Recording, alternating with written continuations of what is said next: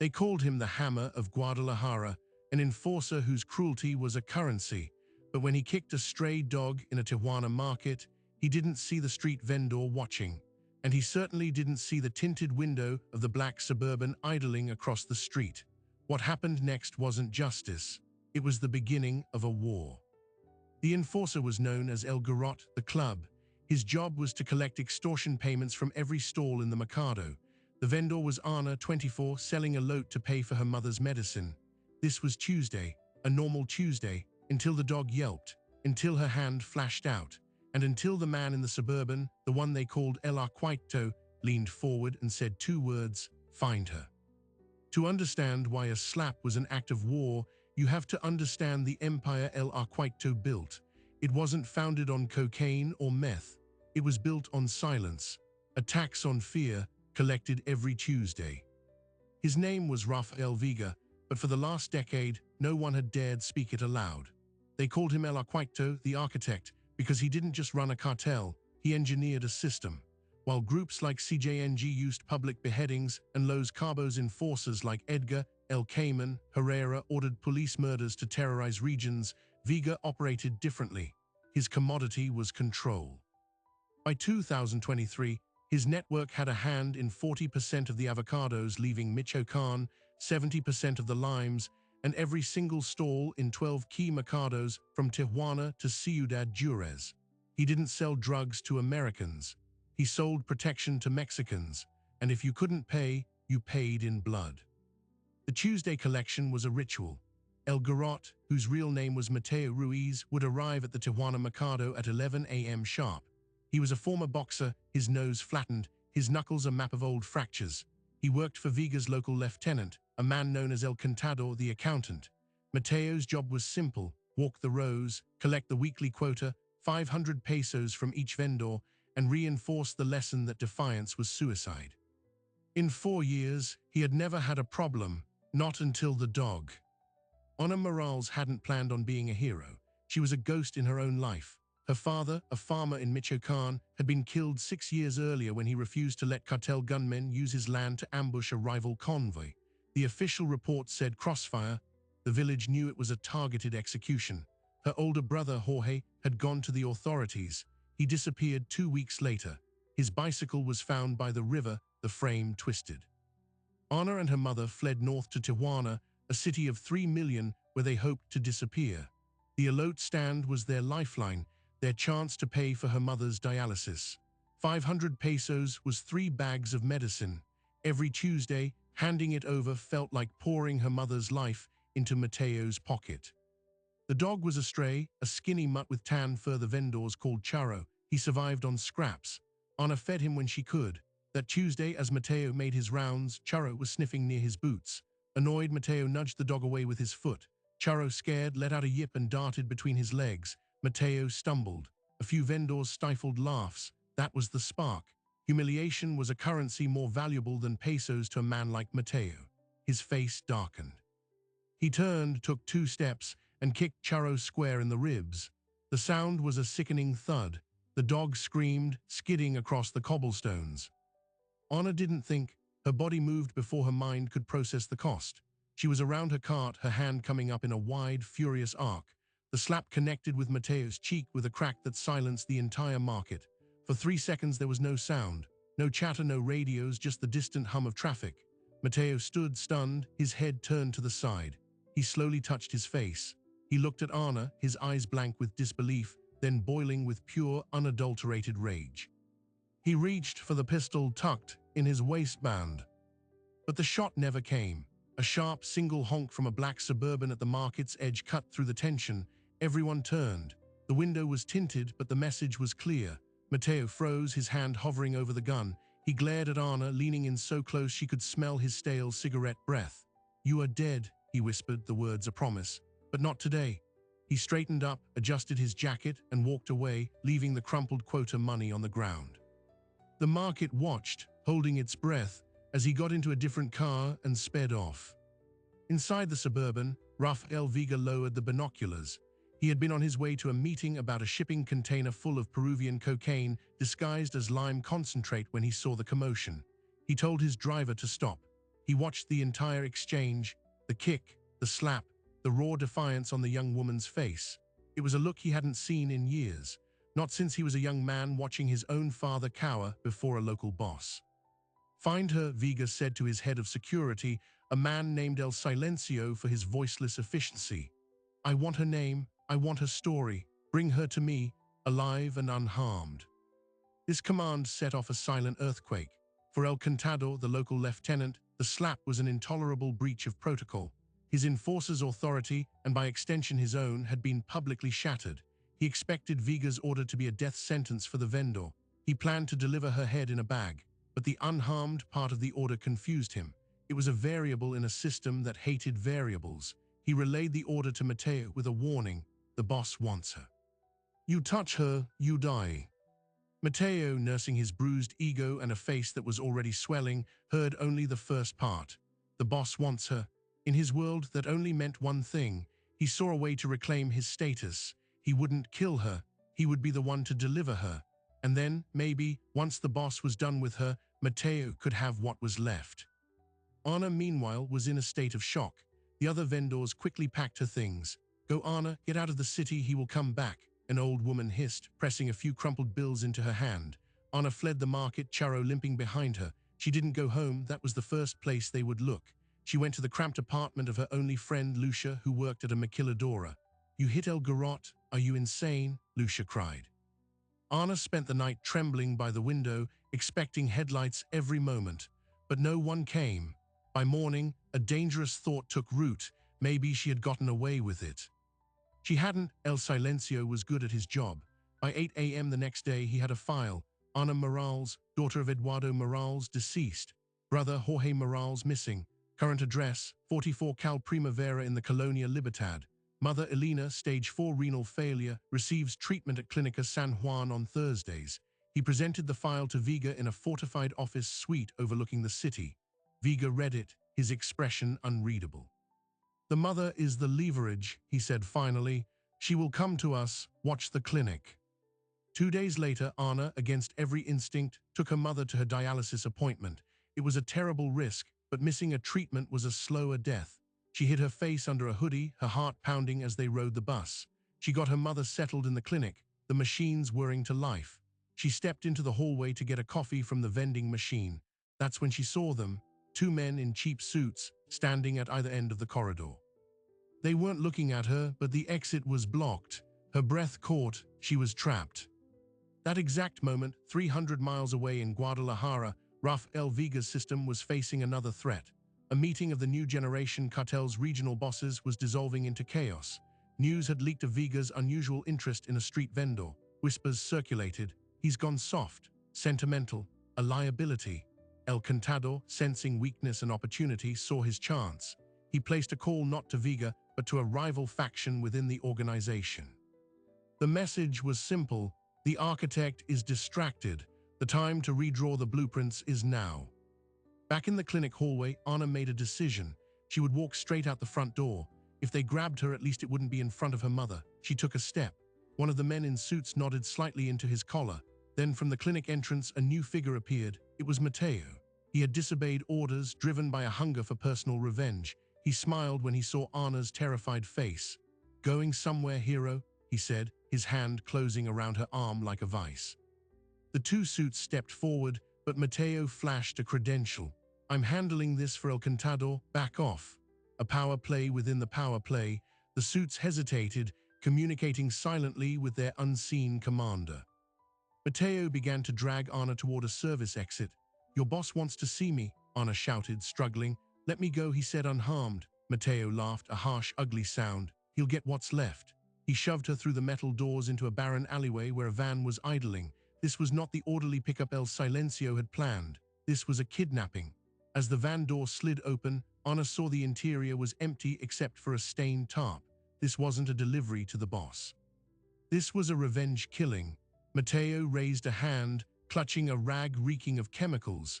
The last thing Anna saw was the cold fury in his eyes. The world went black. The 2 suits from the clinic burst into the alley just as the van's tires squealed away. El Silencio's voice crackled in their earpieces. "You lost her?" The system was breaking down. And in his office, Rafael Vega watched a blinking dot on a screen, a tracker on the clinic van, veer wildly off its assigned route, his eyebrow raised. A slight smirk touched his lips. The predictable world he built was becoming interesting.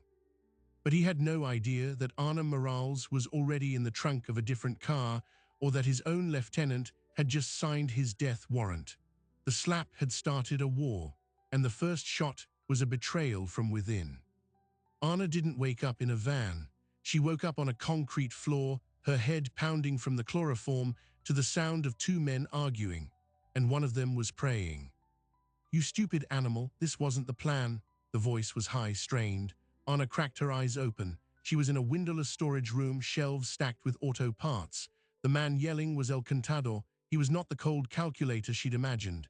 He was paunchy, sweating through his shirt, waving a pistol at Mateo. "I said watch the clinic, not grab her in broad daylight. Do you know how many cameras are in that neighborhood?" Mateo stood his ground, his arms crossed. "The boss wanted her. I got her. What's the problem?" "The problem is the boss wanted her delivered to him, not to this chop shop." The tracker on the clinic van went dead. "El Silencio is hunting. You think he won't find us? You've broken protocol. You've made us both targets." The third man in the room was kneeling in the corner. He was older, dressed in simple work clothes, his hands clasped. "Por favor, señors, this is a place of business. I just fix transmissions. I don't want trouble." This was the owner, forced to open his shop at gunpoint. His prayers were a soft, desperate murmur. El Contador paced, running a hand over his bald head. "We have to fix this. We deliver her now. We say we intercepted a kidnapping attempt by a rogue element. We save her. We get the credit." "No," Mateo said, his voice a low growl. "She humiliated me, in front of everyone. She pays. First she pays. Then maybe we deliver what's left." Anna's mind raced, cutting through the fog. Her hands were tied with zip ties behind her back. She scanned the room. A workbench to her left had tools. A heavy wrench was within sight, but not reach. She had to create a diversion. She let out a soft groan, drawing their attention. El Contador walked over, looking down at her with contempt. You have no idea what you've started." "My mother," Anna croaked. "If I don't call the clinic in an hour, they will alert the police. They have a protocol for missing patients." It was a bluff, a desperate one. El Contador's face paled. Police involvement was the one thing Vega's system could not engineer away. It brought unpredictable scrutiny. "See," he hissed at Mateo. "More complications." While they were distracted, Anna began working her wrists, rubbing the plastic ties against a sharp metal burr on the leg of a shelving unit. She sawed slowly, trying to mute the sound with her body. "We call the boss now," El Contador decided, pulling out a burner phone. "We tell him we have her, that we rescued her. We get ahead of this." Mateo's hand shot out, grabbing El Contador's wrist. "You call him, and he'll ask for a video confirmation. He'll see her here, tied up. He'll know we're dead." As they argued, the praying mechanic saw Anna's movements. Their eyes met. For a second, there was only shared terror. Then he gave an almost imperceptible nod. He stood up slowly. "Señors, please, I need to use the bathroom. My heart in my medication." "Shut up, old man," Mateo snapped, not even looking at him. "Please," the mechanic insisted, his voice trembling convincingly. "I will have an attack right here. It will be a bigger mess." El Contador, exasperated, waved his gun toward a side door.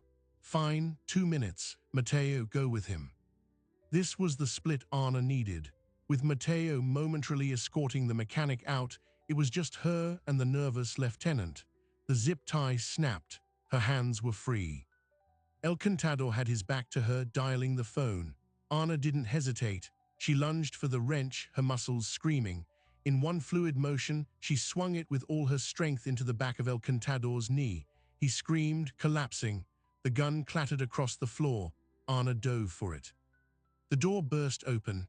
Mateo stood there, his own gun drawn, but he was blocked by the mechanic, who suddenly threw himself forward, grabbing Mateo's arm. "Run, girl, run," the old man yelled. Anna didn't need telling twice. She scrambled to her feet, the pistol heavy in her hand, a weapon she had never fired. She sprinted past the grappling men, out of the storage room, through the dark garage, and into the blinding afternoon sun of an industrial yard. She didn't look back, she just ran. She ran until her lungs burned, ducking into alleyways, scaling a fence, her hands bleeding. She finally collapsed behind a dumpster in a residential street, the gun tucked under her shirt. She was free, but now she was a fugitive with a cartel lieutenant's weapon, hunted by two factions of the same violent empire. And she had no idea the man who started it all was watching her every move. Rafael Vega was indeed watching. The blinking tracker on the clinic van had stopped in the industrial district. El Silencio's team arrived to find the van abandoned, the driver dead from a single gunshot to the head, a professional cleanup. But Vega had more than one layer of surveillance. Traffic cameras, purchased access from a corrupt municipal worker, showed a gray sedan leaving the area at high speed. Facial recognition software, a tool Vega used for tracking rival shipments, flagged the driver, Mateo Ruiz. The system was betraying itself. In his command center, a room of screens showing maps, financial transfers, and live feeds, Vega steepled his fingers. El Contador is making his move, he said to El Silencio. He thinks I'm distracted by a woman, he thinks it's a weakness. He turned to a new screen, pulling up a file not on Ana, but on El Contador, real name Hector Mendez. He has been skimming from the market collections for 11 months. He thought I wouldn't notice. He's been funneling it to an account in Panama, an account tied to a shell company owned by. Vega clicked a key. A photograph appeared. It was the regional boss from Guadalajara, the one who had called Vega soft. Him, they've been planning this. The slap hadn't started the war. It had merely exposed the battle lines that were already drawn. Ana was now a pawn in a much larger game of chess, and Vega decided he wouldn't remove the pawn, he would promote her. Find her before Hector does, Vega commanded. But do not approach, just watch, protect her. I want to see what she does next. Ana, hiding behind the dumpster, made a decision. She couldn't go to Lucia. She couldn't go home. The clinic was compromised. There was only one place left, a place she had sworn never to return to. Her family's village in Michoacan. It was a 600-mile death trap, deep in cartel territory, but it was the only place she knew that had people who might, just might, remember her father and help her. She had to get her mother and run. Using the last of her cash, she bought a prepaid phone from a corner store. She called the clinic, her voice shaking. She told a nurse her mother had a family emergency and she was coming to pick her up early. Then she called Lucia. I need a favor, the biggest of your life. An hour later, Lucia arrived in her beaten-up Volkswagen, her face white with fear. Get in, quick. They devised a plan. Lucia would go to the clinic, using a pretext to get Ana's mother, Elena, out a back entrance. Ana, hiding in the back seat under a blanket, would be nearby. It was a desperate, flawed plan, and El Silencio's men, watching the clinic from 3 unmarked cars, saw it all unfold. Subject is attempting extraction of the secondary asset, one operative whispered into his mic. Orders. In the command center, Vega watched the live feed from a camera across the street from the clinic. He saw Lucia's car.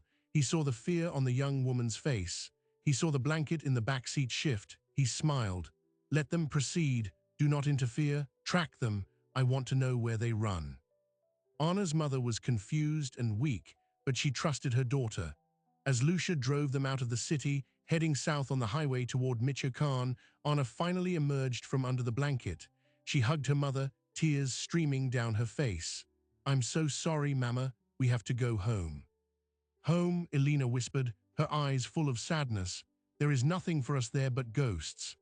She was right, but Ana didn't know that the ghosts were waiting. And she didn't know that their every turn was being monitored by a man who controlled the very highways they traveled on. 8 hours into the drive, as night fell, Lucia's car began to sputter. The fuel gauge was broken. They were out of gas on a remote stretch of highway in Sinaloa. This was the heart of new generation cartel territory, a region so violent that the U.S. State Department had a do-not-travel advisory. As they coasted to a stop on the shoulder, headlights appeared behind them. Not one pair, 3. Oh God, Lucia whispered. The vehicles were not the sleek Suburbans of Vega's men. They were jacked-up trucks, fitted with off-road lights. Men with rifles slung over their shoulders got out. They wore no uniforms. These were Halcones * lookouts for the local CJNG cell. Their job was to report any unusual movement on their road. A broken-down car with 3 terrified women was definitely unusual. The leader, a young man with a gold tooth, sauntered over. "Problems, ladies?" He shone a flashlight into the car, his eyes lingering on each of them. They landed on Anna, on the fresh cuts on her hands, the dirt on her face. This was not a normal tourist. "Get out, all of you." This was it, Anna thought. This was where it ended. In the dirt, on a dark road, for a dog she didn't even own. But as the Halcones began to search the car, finding the pistol under the seat, their demeanor changed from bored to interested. "Who are you running from, pretty girl?" Gold Tooth asked, grabbing Anna by the hair.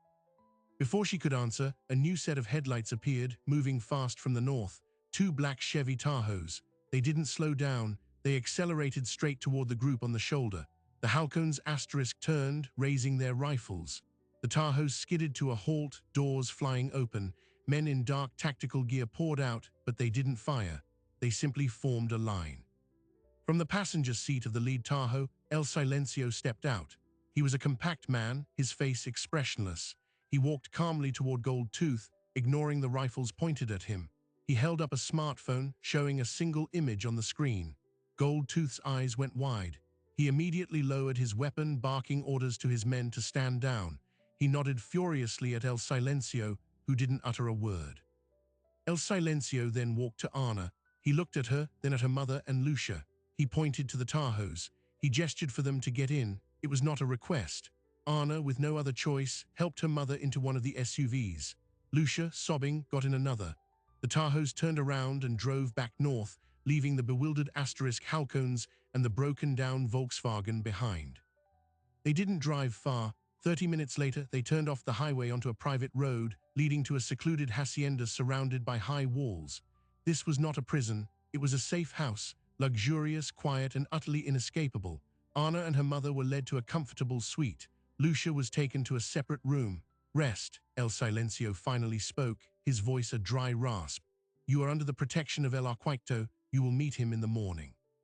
The door closed. A lock clicked. Anna looked at her mother, then out the barred window at the guarded courtyard. They were safe from Mateo and El Contador, but they had just been captured by the most powerful man in Mexico. And as the sun began to rise, Anna realized the true cost of her defiance. She was no longer a vendor. She was a commodity, and Rafael Vega was about to make her an offer she couldn't refuse. Rafael Vega did not look like a kingpin. He looked like a professor, seated at a glass table in the hacienda's sun-drenched courtyard, sipping black coffee. "Sit, Anna," he said, gesturing to the empty chair. "Let's discuss your value." Anna stood frozen in the doorway, her mother's hand clutched in hers. The man who had watched from the Suburban was not the monster she had pictured. He was in his 40s, with sharp, intelligent eyes and hands that moved with precise, calm gestures. There were no gold chains, no visible tattoos. He wore a simple linen shirt. The only sign of his power was the absolute silence that surrounded him. No birds sang in the garden. No guards were visible, but she felt them everywhere. "My mother needs her medicine," Anna said, her voice stronger than she felt. "It's here," Vega replied, nodding to a small cooler by his feet. "The correct dosage, the same brand from the same Swiss manufacturer. Dialysis is scheduled for this afternoon at a private facility. You have my word." "Your word," Anna repeated, the words tasting like ash.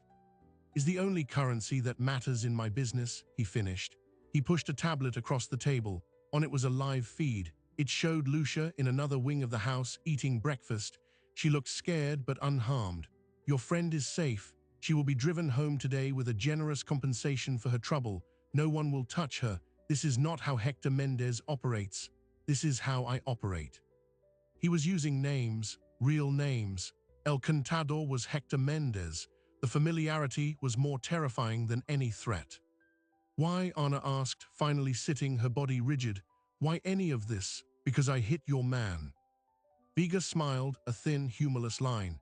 "You didn't hit my man, Anna. You hit Hector's man, and in doing so you showed me something I haven't seen in a very long time. A spontaneous moral reaction. Uncalculated. It disrupted a system that has become predictable." He leaned forward. "Hector Mendez has been stealing from me. He has also been conspiring with a faction in Guadalajara to stage a coup. He believes my interest in you is a sign of emotional decay. A weakness to be exploited. He is wrong. He tapped the tablet. A new screen appeared, showing financial graphs, transfer records, and photographs of El Contador meeting with the rival boss. He has moved over $2 million US to offshore accounts. He promised his new friends he could deliver my distribution networks in Tijuana and Ciudad Juarez. His plan was to let Mateo kill you, let the chaos discredit me, and then step in as the stable alternative. Anna's mind reeled. The slap had lit a fuse on a bomb that was already built. What does this have to do with me? Everything, Vega said. You are the witness. You are the proof of his insubordination and his brutality. The market has cameras, Anna. The footage of the kick, the slap, and Mateo reaching for his gun, it's all there. But more importantly, you escaped his kidnapping. You have seen his face, heard his voice. You can identify him and Mateo for the authorities. A cold laugh escaped Anna's lips before she could stop it. The authorities? You are joking. I never joke about business, Vega said, his eyes turning cold. The Attorney General's office in Mexico City has a new special prosecutor, a man who is not on my payroll. He is, however, ambitious. He wants headlines. He wants a trophy. I will give him Hector Mendez on a silver platter, a mid-level cartel lieutenant caught extorting and kidnapping a poor market vendor, a human interest story. The prosecutor gets his victory, the public gets a villain, and the Guadalajara faction loses their inside man. Order is restored. He made it sound so clean, so logical. Anna saw the trap. And I am your bait, your Chinese letter performance. You are my star witness, Vega corrected. In exchange for your testimony, you and your mother will be placed in a federal protection program, new identities, a home in a safe city, continued medical care, a clean start. And if I say no? Vega's expression didn't change. Then you are no longer valuable to me. I will have you and your mother driven back to Tijuana and released at the corner of Cal Primavera. Hector's men will be waiting. He cannot let you live now. You know too much. The choice is not between me and freedom, Anna. It is between a managed outcome with my protection or a chaotic, bloody one without it. It was no choice at all. It was an ultimatum wrapped in a promise. Anna looked at her mother, who was watching Vega with a strange, resigned recognition in her eyes. You knew my husband, Elena said suddenly, her voice quiet. Vega's gaze shifted to her. He paused, then gave a single, slow nod. Eduardo Morales, a good man, a stubborn man, he refused to pay the *peso*, the floor tax, to the group that controlled his region before me. He stood up. It did not end well for him. You were there, Anna whispered, ice flooding her veins. I was a different man then, Vega said, his voice losing its calculated edge for a fraction of a second. It was a different war. The group that killed him was led by a man named Valdez. I took his territory 6 months later. I executed Valdez myself. You can consider that a down payment on my debt to your family. The revelation hit Anna like a physical blow. The man offering her a deal was the same shadow that had always loomed over her family's tragedy. He hadn't pulled the trigger on her father, but he had profited from the violence that consumed him. Her defiance had led her right into the arms of the system that orphaned her. I need to think, Anna said, her head spinning. You have until 3 p.m., Vega replied, standing. The prosecutor's team will be here then to take your preliminary statement. Use the time. The garden is secure. He walked away, leaving them alone with the hum of invisible security systems. Once he was gone, Elena reached for Anna's hand. He is telling the truth about Valdez, she said, her eyes distant. I heard the rumors after your father died. A new man took over. He was more organized. The random violence stopped. The taxes became regular, predictable. It was still a cage, but the bars were straighter. She looked at her daughter, tears in her eyes. This is the world, Mija. There are no heroes, only better predators. Take his deal, survive.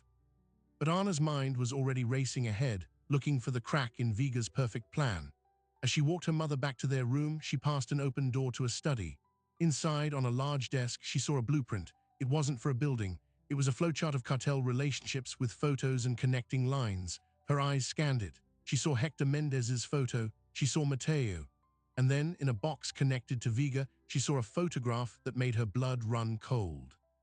It was a younger Viga, standing beside a man in a military uniform at the opening of a large, fenced compound.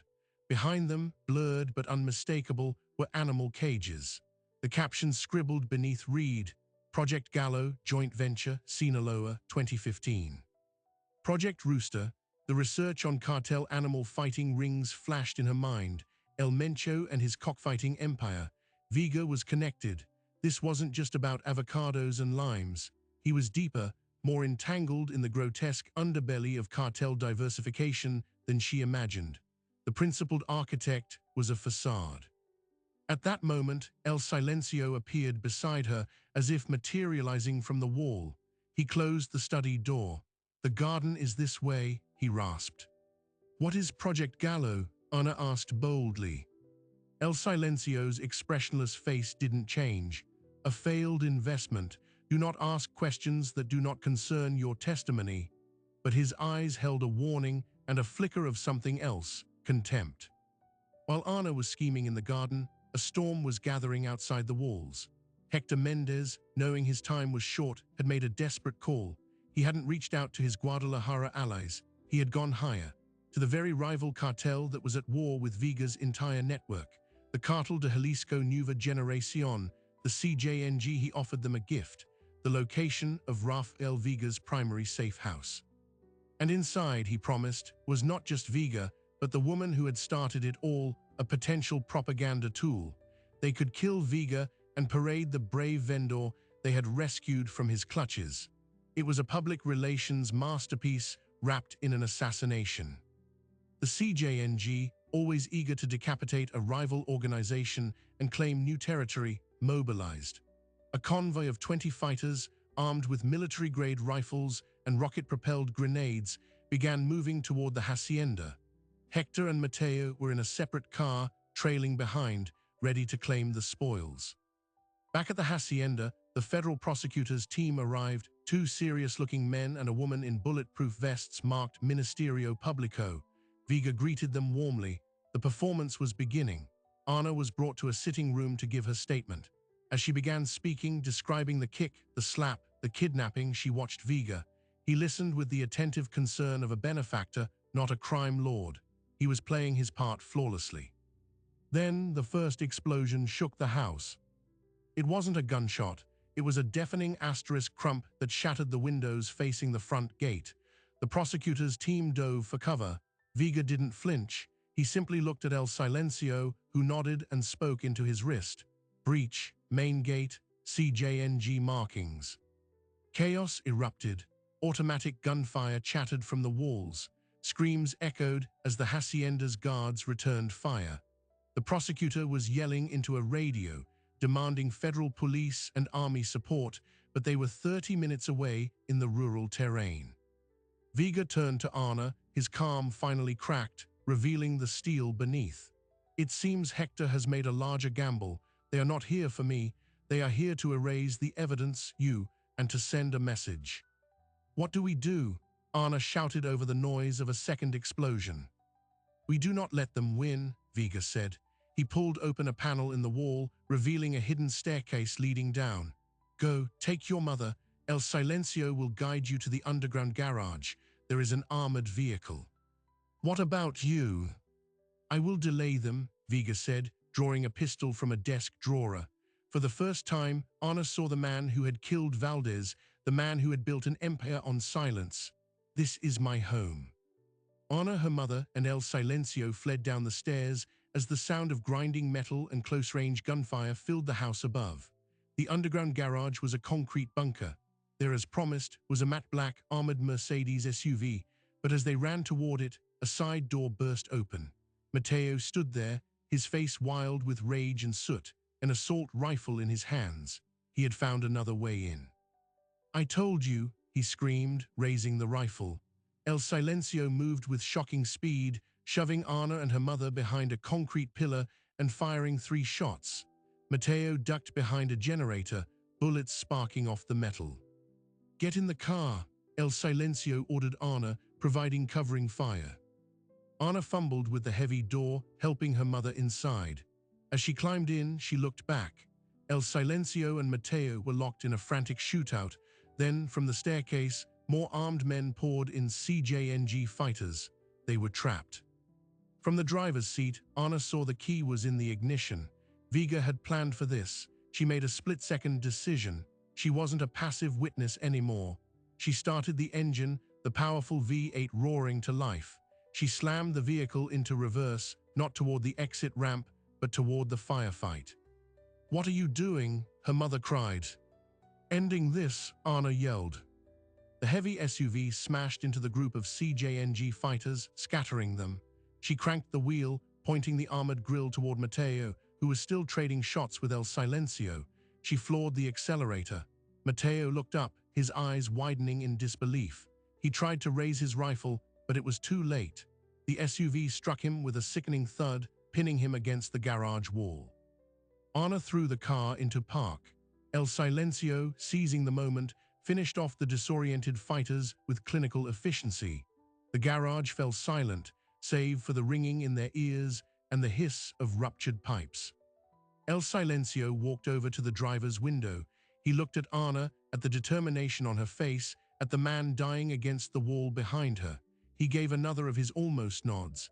"The exit ramp is clear. Go north. The coordinates are in the GPS. It will lead to a second safe house." "What about Vega?" Anna asked. "He will find his own way," El Silencio said. "He always does. Now go. The army will be here soon, and you do not want to be here when they arrive." Anna drove, her hands trembling on the wheel, leaving the bunker behind. In the back seat, her mother was silent, praying. In the glow of the dashboard GPS, Anna saw the destination, a town near the US border. She had survived again, but she had also crossed a line. She had killed a man. She had chosen a side in a war she never wanted. And as she drove into the night, she realized the deal was off. The game had changed. She was no longer just a witness. She was a player. And Rafael Vega now owed her a life. The second safe house was a modest, unremarkable house in a border town called Nogales. For 3 days, Anna and her mother waited, listening to the news in Spanish and English, waiting for the other shoe to drop. It didn't. Instead, a nurse arrived to administer Elena's dialysis at the house. Groceries were delivered. The windows were barred, and a single silent guard sat in a car outside, but they were not prisoners. They were in limbo. Anna replayed the moment the SUV hit Mateo in her mind over and over, the thud, the way his body folded. She had killed a man. She felt no triumph, only a hollow, cold certainty. She had done what was necessary. The world that had taken her father and brother had demanded this of her, and she had paid. On the fourth morning, the guard's car was gone. In its place was a black sedan. El Silencio got out alone. He knocked on the door holding a tablet. "He is alive," he said without preamble, showing Anna a live video feed. It was Rafael Vega, sitting in what looked like a sunroom, his arm in a sling, a bandage on his temple. He was reading a newspaper. The CJNG raid was repelled with the help of federal forces. 23 attackers dead. Hector Mendez was found trying to cross into Arizona. He is in U.S. custody. He will be extradited to Mexico City to face charges of kidnapping, extortion, and conspiracy. Anna stared at the screen. The prosecutor's case. It proceeds. Hector is the perfect defendant.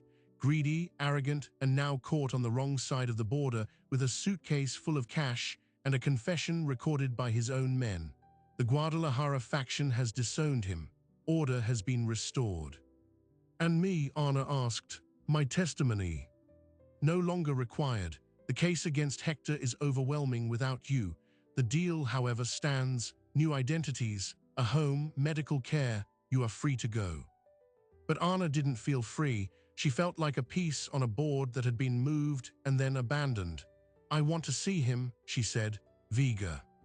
El Silencio's expression didn't change, but he paused. "Why?"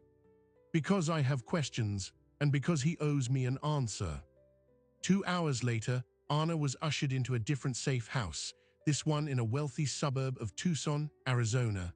Vega was waiting in a minimalist living room, the American flag visible through the window. He looked older, the lines on his face deeper, but his eyes were as sharp as ever. You look well, Anna, he said, all things considered. You promised me the truth, Anna said, standing before him. You said my father's killer was Valdez and you killed him, but that's not the whole truth, is it? You were part of the same system. You took over his territory. You became the new tax collector. My father died because he wouldn't pay. You didn't kill him, but you built your empire on his grave. Viga set down his coffee. He didn't deny it. Yes, that is accurate. I was a soldier then. I saw a power vacuum and I filled it. I made the system efficient, less randomly violent. But it was still a system of exploitation. I have never claimed to be a hero, Anna. I am a businessman, and business requires stability. What Hector did threatened that stability. You helped restore it. And what about Project Gallo? Anna asked, watching his face closely. The animal fights, the joint venture with the military, is that part of your efficient system too? For the first time, Viga looked genuinely surprised. Then a flicker of admiration. You are observant. Project Gallo was a mistake, an early attempt to diversify into entertainment. It was a partnership with a corrupt general who has since been imprisoned. I shut it down in 2016. The animals were sent to a sanctuary. It was bad for business. The optics were terrible. He leaned forward. You see the world in black and white, Anna, heroes and monsters. But the truth is, I am a monster who sometimes does good things, and Hector was a monster who did only for himself. The world you want, where a slap is just a slap and a dog is just a dog, does not exist. Not here. Anna knew he was right. She had seen the gears of the machine up close. She had become a gear herself. My friend Lucia, is she really safe? She is back at her job at the Maquiladora. She received a bonus of 50,000 pesos. She believes it was a government victims fund. She will not be bothered again. And the dog, Churro. A genuine small smile touched Viga's lips. The tan mutt from the market, he recovered. He lives with the mechanic who helped you. The old man named him Valiant, Brave. Anna absorbed this. Small mercies in a merciless world. So what now? You send me to Canada with a new passport and a bag of money. That is the offer, Viga said, but I have a different proposal, one I think you will find more fitting. He gestured to the chair opposite him. Anna sat. The Tijuana Mercado needs a new administrator. The vendors need a liaison they can trust. Someone who understands their fears because she has lived them. Someone who can ensure the asterisk peso is fair and the collections are transparent. Someone to keep the peace without a gun. Anna stared at him, incredulous. You want me to work for you, to be your tax collector?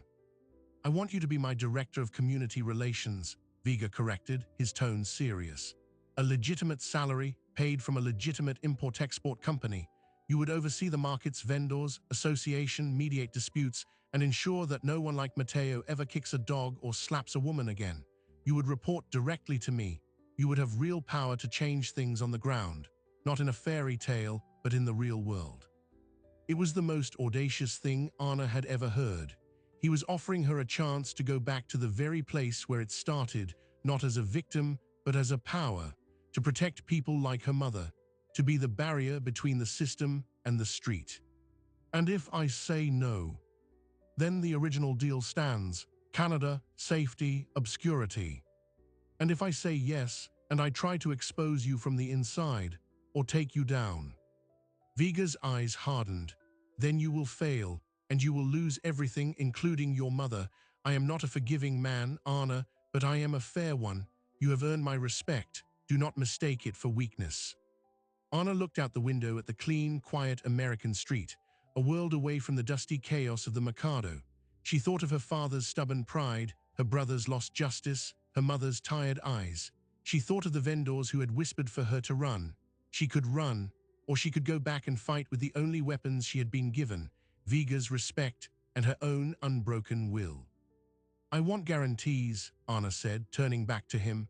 In writing, a contract that states the weekly fee is capped at 300 pesos per stall, with exemptions for hardship, a board of vendors to audit the books, a security detail that answers to me, not to your lieutenants, and a scholarship fund paid from your company for vendors' children to go to university.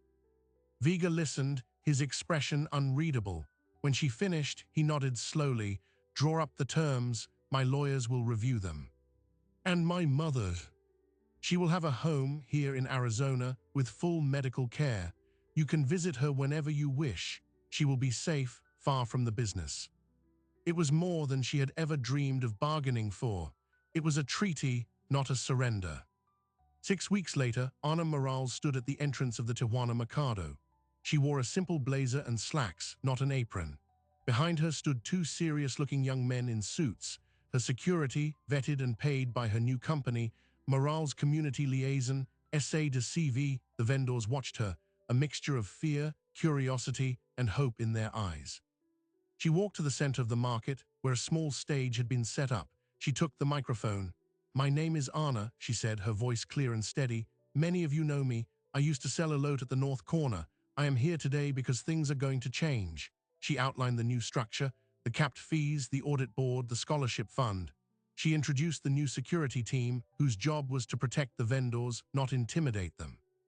She did not mention Rafael Vega. She did not need to. As she spoke, a black Suburban parked at the edge of the market. The window rolled down halfway. Rafael Vega watched, a faint, satisfied smile on his face. He had not just found a witness. He had found a successor, someone with the moral compass he had lost and the ruthless pragmatism she had learned. The system would continue, but it had been fundamentally altered. The slap had not just started a war, it had engineered a revolution. Ana finished her speech to hesitant, then growing applause. As she stepped down, an old woman vendor approached, pressing a warm, wrapped elote into her hands. "For you, señorita, for luck." Ana took it, the familiar smell bringing tears to her eyes. She was home, but it was a new home, one she had carved out of the chaos with her own two hands. She had traded her innocence for power, and in the brutal arithmetic of her world, it was the only trade that made sense. That night in her new apartment overlooking the city, Ana received an encrypted message. It was from El Silencio. Attached was a single document, the finalized, signed contract with all her terms. At the bottom, next to Rafael Vega's signature, was a handwritten postscript. "The dog, Valiant, had puppies. One is for you when you are ready.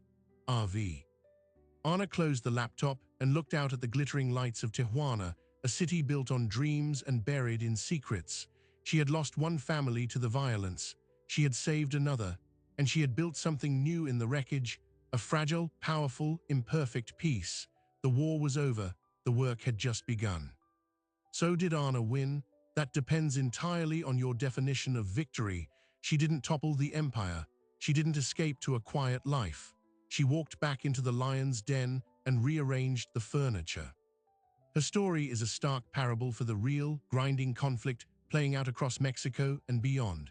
It's the story of the Michoacan mayor who tried to purge corrupt police, only to operate in a constant shadow of threat. It's the story of lime growers forming self-defense groups because the math of extortion no longer worked. When the state cannot or will not protect you, what is the moral calculus of survival? Do you fight the system and risk annihilation, or do you learn its rules and try to bend them towards something resembling justice? Ana chose the latter. She traded the purity of her outrage for the messy, compromised power to actually protect her community. She became, in Rafael Vega's cold terminology, an efficiency, a stabilizing force. But at what cost? She legitimizes his operation. She gives a brutal enterprise a human face. Her success makes his machine run smoother. This is the eternal dilemma in the shadow of power. Is it better to be a martyr outside the gates or a reformer within the walls? The slap heard around the market was never just about a dog. It was a rupture in the predictable psychology of fear. And Vega, the ultimate strategist, didn't see weakness in that rupture. He saw an opportunity. He saw a raw, ungovernable courage that could be harnessed. In the end, he didn't recruit a soldier. He cultivated a partner, someone who understood the street's fear because she was born from it, and who understood his calculus because she was forced to learn it. This is how systems persist, not just through terror, but through adaptation, by co-opting the very spirit that seeks to challenge them. The CJNG enforcers who orchestrate police murders, the sicarios like El Cayman who leave bodies as messages, they represent one face of cartel power. Rafael Vega and now Ana Morales represent another, more subtle, more corporate, and in some ways more durable. So we're left with the lingering question, the story of Ana and El Arquito forces us to ask, in a world where the lines between good and evil are blurred by necessity, what does true courage look like? Is it the single act of defiant rage, or the long, grinding commitment to change things from within, getting your hands dirty in the process? Ana's war is over, but her negotiation with her own soul is just beginning. And somewhere in Tijuana, a dog named Valiant is safe, a mechanic prays in gratitude, and a market operates with a fraction more dignity. In the economy of that world, perhaps that is the only victory that counts. What do you think? Did Ana make the right choice, or did the system ultimately claim another victim by giving her a title and an office? Could you have walked away, or would you have taken the deal to fight another day from the inside? Let us know your thoughts in the comments. If this story of impossible choices and moral gray areas gripped you, please hit that like button. It helps the channel immensely. Share this with a friend who loves stories that don't have easy answers. And subscribe for more deep dives into the real-life narratives that are stranger and often more compelling than fiction. Thanks for listening.